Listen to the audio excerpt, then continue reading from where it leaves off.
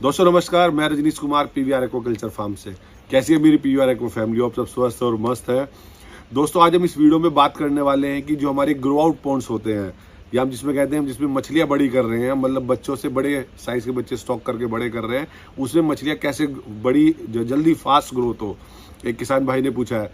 दोस्तों मैं बहुत बार बता चुका हूँ आपको, मछली लाइव स्टॉक है, वो अपने टाइम के हिसाब से ही बढ़ेगी। कोई ऐसी मेडिसिन, कोई ऐसा फीड, कोई ऐसी पद्धति, कोई ऐसी टेक्नोलॉजी नहीं है जो मछली को ओवरनाइट वो 1 किलो की कर देगी या 1 महीने में 2 किलो की हो जाएगी। हम उसके जो प्रिकॉशनरी मेजरमेंट्स हैं, जो हमारे लाइन आइटम्स कह सकते हैं या कहेंगे जो हमारे स्टैंडर्ड ऑपरेटिंग प्रोटोकॉल्स है, एसओपी बोलते हैं, हम वो फॉलो करें तो हमारी मछली 100% टाइम के साथ ग्रोथ करेगी और आप अपने जो आपने सेल कैलेंडर बनाया है उसको मैच कर पाएंगे। मैं इस वीडियो में आपको मेनली 4-5 बातें बताऊंगा कि आपकी ग्रो आउट पॉन्ड्स में या कहेंगे बड़े साइज के पॉन्ड्स में मछली फास्ट ग्रोथ कैसे करे। सबसे पहला पॉइंट, आप एक बार है ना आंध्रा के फार्मर्स को कंपेयर कीजिए। उनका पॉन्ड साइज बहुत बड़ा होता है। ग्रो आउट पॉन्ड्स का मिनिमम वो 10 हेक्टेयर होता है, मैक्सिमम 20, 30, 50 हेक्टेयर तक के होते हैं। कंपेयर टू आप करें, मैं यूपी के करूं, यहाँ पे 1 एकड़ के एवरेज फार्म साइज होते हैं। आप अगर एमपी का कंपेयर करें, वहाँ पे और उससे छोटे होते हैं। आप कोलकाता में जाएंगे तो वहाँ पे भी एवरेज 1-1.5। पूरी कंट्री का आप स्टडी करें तो सबसे बड़े पॉन्ड साइज आंध्रा में होते हैं। ये भी एक मेजर रीजन है कि आंध्रा पूरी कंट्री को 70% मछली खिलाता है, क्योंकि उनका वाटर स्प्रेड अप एरिया भी बहुत बड़ा है। हमें सबसे पहले स्टॉकिंग डेंसिटी का बड़ा ध्यान रखना है।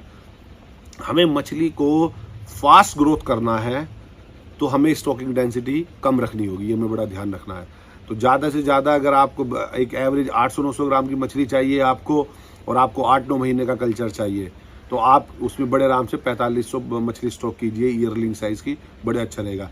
लेकिन अगर वही ग्रोथ आपको 9 महीने के बजाय 7 महीने में लेके आनी है तो आप स्टॉकिंग डेंसिटी भी उसी अनुपात पे कम कर दीजिए। अगर आपको फास्ट ग्रोथ चाहिए तो एवरेज आप 2200 मछली स्टॉक कीजिए। मैं कार्ब्स की बात कर रहा हूँ क्योंकि क्वेरी भाई ने कार्ब्स की पूछी है। एवरेज पॉन्ड साइज आप 1 हेक्टेयर से बड़े रखिए और स्टॉकिंग डेंसिटी 2000 से 2200 पर हेक्टेयर रखेंगे तो आपकी बड़ी फास्ट ग्रोथ होगी। और नहीं, पर एकड़ और पर हेक्टेयर आप 4500 तक जा सकते हैं। दूसरा पॉइंट, जब भी ग्रो आउट पॉन्ड्स हो उसमें बड़े साइज की मछली स्टॉक कीजिए, जिसको हम ईयरलिंग बोलते हैं। 100 ग्राम से 200 ग्राम की मछलियाँ स्टॉक कीजिए, क्योंकि हम नॉर्थ इंडिया में एक ही कल्चर निकाल पाएंगे, 2 कल्चर फिजिबल ही नहीं है कंपेयर टू साउथ सर्कल्स। तो हम जो यहाँ पे कल्चर निकालेंगे, एक कल्चर निकालेंगे तो एवरेज 100 से 200 ग्राम साइज का बच्चा स्टॉक कीजिए। तीसरा, हाई प्रोटीन दाना दीजिए।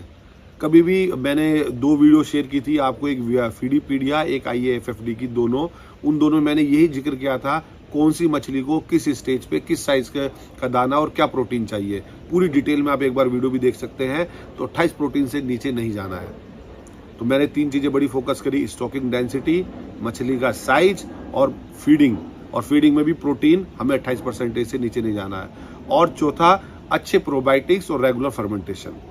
ये 4 स्टेप्स आप रेगुलर यूज़ कीजिए, आपकी मछली की ग्रोथ बड़ी फास्ट होगी। आपके डेज ऑफ कल्चर, जिन्हें हम DOC बोलते हैं, वो रिड्यूस हो जाएंगे।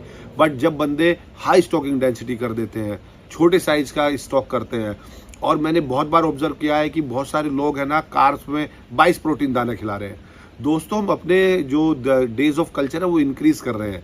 22 प्रोटीन वो क्रूड प्रोटीन है, डाइजेस्टिबल प्रोटीन तो और उसका 75% निकलेगा। तो एक मछली को एवरेज 350 से 340 ग्राम प्रोटीन उसकी बॉडी को इंटेक चाहिए 1 kg के कन्वर्ट होने के लिए। अगर उतना प्रोटीन उसकी बॉडी में नहीं जाएगा तो वो 1 किलो की बायोमास में कन्वर्ट नहीं होगी। तो इन 4 बातों का फोकस रखें, ग्रो आउट पॉन्ड्स बड़े साइज के बनाएं और अपनी मछलियों को फास्ट ग्रोथ करें। बने रहे अपने पीवीआर एक्वा यूट्यूब चैनल पर और जानते रहें फिश फार्म से रिलेटेड बातें।